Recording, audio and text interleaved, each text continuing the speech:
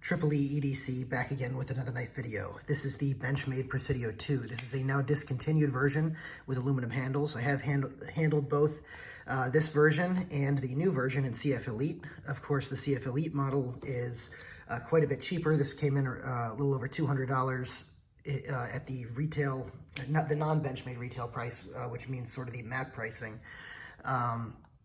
This was about $204 or so.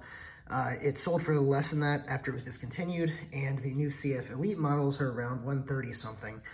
So there is a difference in price there, just to be aware of right off the bat. But let's go ahead and talk about that a little more later in the review. Let's talk about the size first. So this is a large knife. Let's look at the Cold Steel AD-20 and the ZT-0308. These are both very, very large knives, very full size. And you can see that the Benchmade Presidio 2 really rivals them in size. Here is the Spyderco Shaman, and let's take a look at the Spyderco Para 3 and the Para 2, Paramilitary 2. And let's also go ahead and take a look at some other full-size Benchmades, the Benchmade Contigo and the Benchmade Turret. Now these are all hard use, large Benchmades, and so I may do a comparison of these three, hopefully soon, because I've actually sold this knife already. And actually, let's go ahead and take one more just to show you the size of this knife against the 940. So it is quite a large knife. All right, let's go ahead and talk about the good and the bad about this knife. So what's good about this knife? Right off the bat, I'll tell you, I love the blade shape. The spear point blade is excellent. It really cuts well. It's ground fairly well. It could be a little thinner behind the edge, but no complaints because it is a tactical knife after all.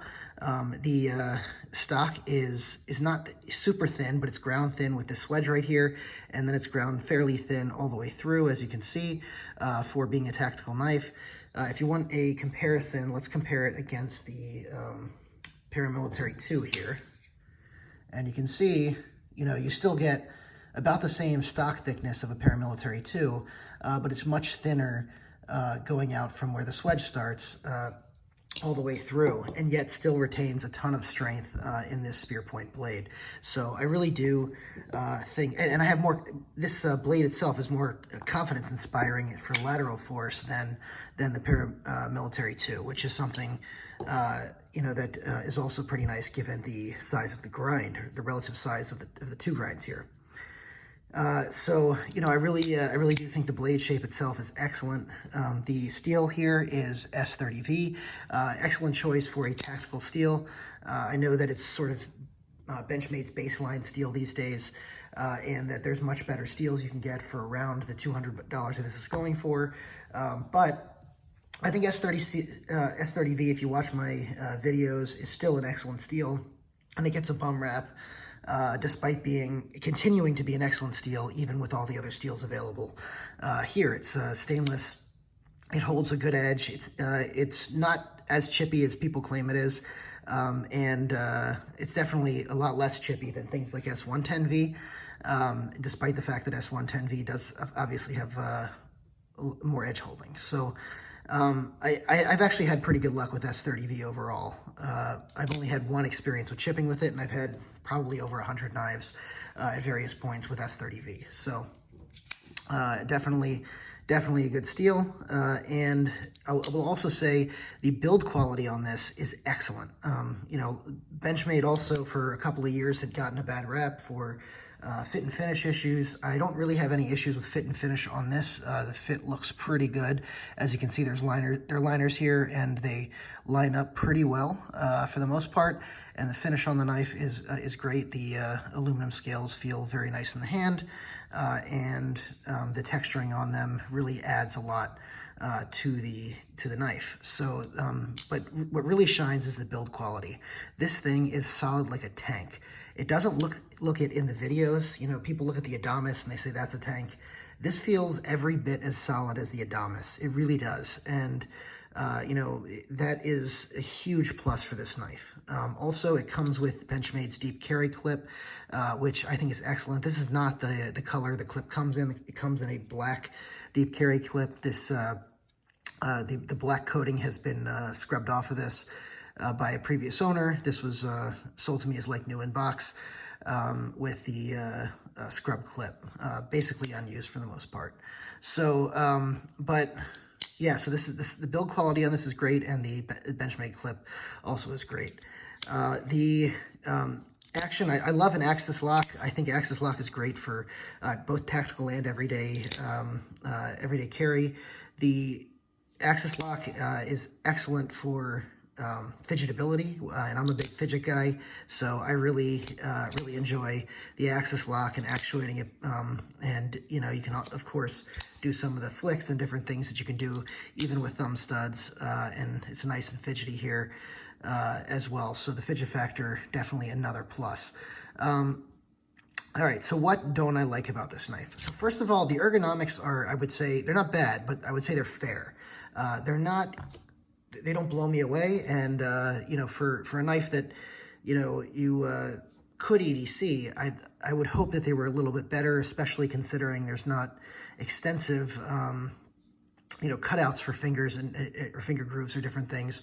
So I would hope that this would offer better ergonomics as it is, and it just, for whatever reason, my size large gloved hands just don't feel great on this. That being said, when I do wear work gloves with this, the jimping on it is excellent, and the texturing on the scales is excellent with this as well. So I really think that's a good point as well.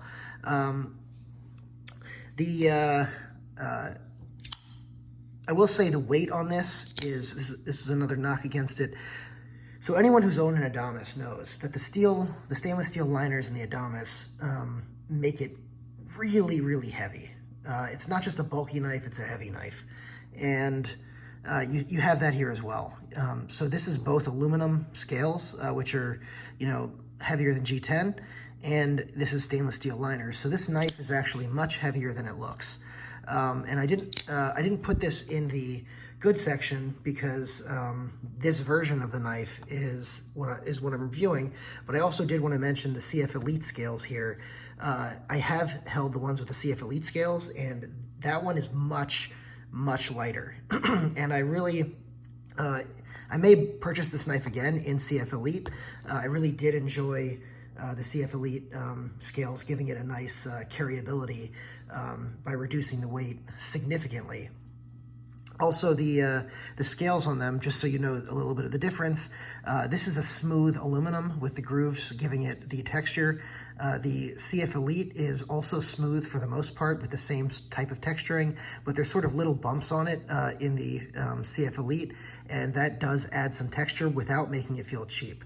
The CF Elite, it stands for carbon fiber elite. For those of you that don't know, it's not carbon fiber. It's a, so their grivery, which is plastic, which is this stuff, that plastic like on the Griptilian.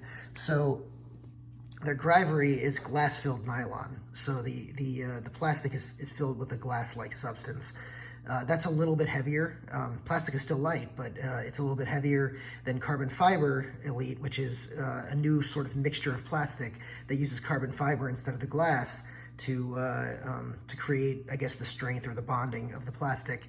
And at least that's my understanding of it. And that results in a much lighter plastic, much lighter and tougher plastic, I should say. It's much more sturdy, much sturdier.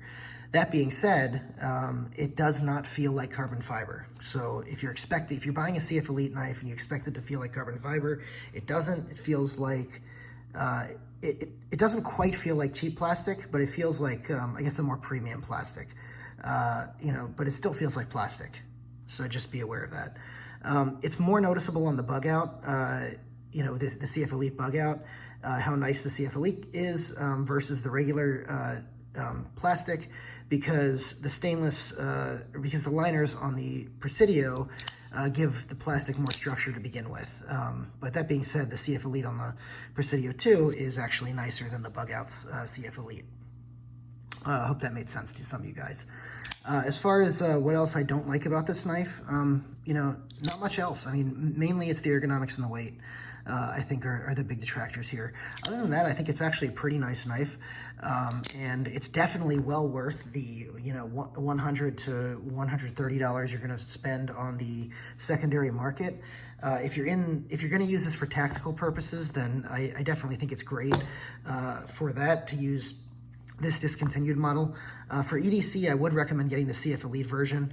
That is, it's about the same price that you would spend now to get a secondary market version of this, but for EDC purposes, it's much more manageable and carryable in different, you know, types of slacks or pants that you might wear around, because it's a lot lighter. So those are just my 2 cents. If you have this knife, let me know what you think. If you've tried both the CF Elite and the aluminum, let me know which one you prefer in the comments below. If you're not subscribed to my channel, go ahead and hit the subscribe button, hit the notification bell so you get all my content. I do a lot of giveaways if you're new to my channel, so please hit that notification bell, because you are not going to want to miss the giveaways. You're not going to want to miss the drawings as well. Some people enter giveaways and miss the drawings, but so go ahead and hit that notification bell. Thanks so much.